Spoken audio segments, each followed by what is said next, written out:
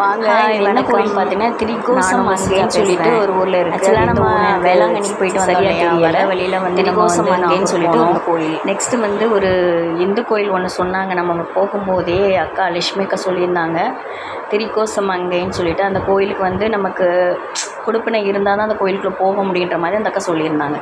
So நாங்கள் வரும்போது அதை நாங்கள் கஷ்டப்பட்டு அந்த அக்காக்காக போயிட்டோம். வாங்க நம்ம கோயிலுக்குள்ளே போகிறோம், பார்க்கலாம். கோயில் நாங்கள் ஆக்சுவலாக வந்து சின்ன கோயிலாக இருக்கும் ஒரு கிராமத்துக்குள்ளே அப்படின்னு நினச்சி தான் நாங்கள் போனோம்.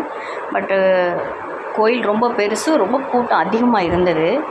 நான் கோயிலுக்குள்ளே போகாததுனால வீடியோ மட்டும் போடுறதுக்காக நான் கோயிலுக்குள்ளே போனேன். எங்களுக்கு முன்னாலேயே எங்கள் கூட வந்தவங்க எல்லாம் கோயிலுக்குள்ளே போயிட்டாங்க. நாங்கள் போய்கிட்டு இருக்கப்போ உள்ளே வந்து ஒரு அரங்கேற்றம் ஒன்று நடந்தது. அரங்கேற்றம் அந்த சைடு அரங்கேற்றம் ஒன்று நடந்துகிட்டு இருந்தது. அதுக்கப்புறம் அரங்கேற்றத்தை பார்க்குறக்கு ஒரு கூட்டம் இருந்தது. சின்ன பிள்ளைங்கள் பரதநாட்டியம் அரங்கேற்றம் நடந்துகிட்டு இருந்துச்சு. கோயில் ரொம்ப ரொம்ப நல்லாவே இருந்துச்சு.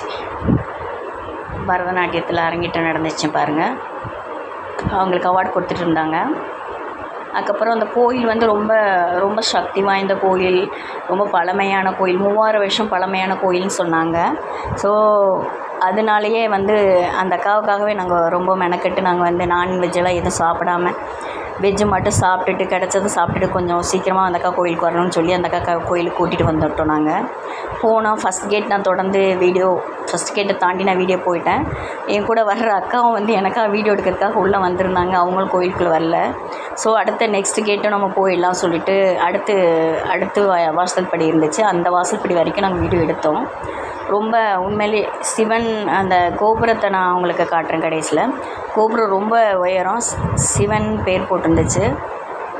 ரொம்பவே நல்லா இருந்துச்சு. ஆனால் அவங்க போயிட்டு வெளியே வந்த பிறகு தான் கேட்டேன். நான் வந்து அவங்க வந்து அந்த அந்த அம்மாவில் தான் பார்க்க முடிஞ்சது, சிவனை பார்க்க முடியலை, கூட்டம் ரொம்ப ஜாஸ்தியாக இருக்குது, அதனால் நாங்கள் வெளியே வந்துட்டோன்ற மாதிரி சொன்னாங்க. ஸோ ரொம்ப நல்லா தான் இருந்துச்சு. நாங்கள் அப்படியே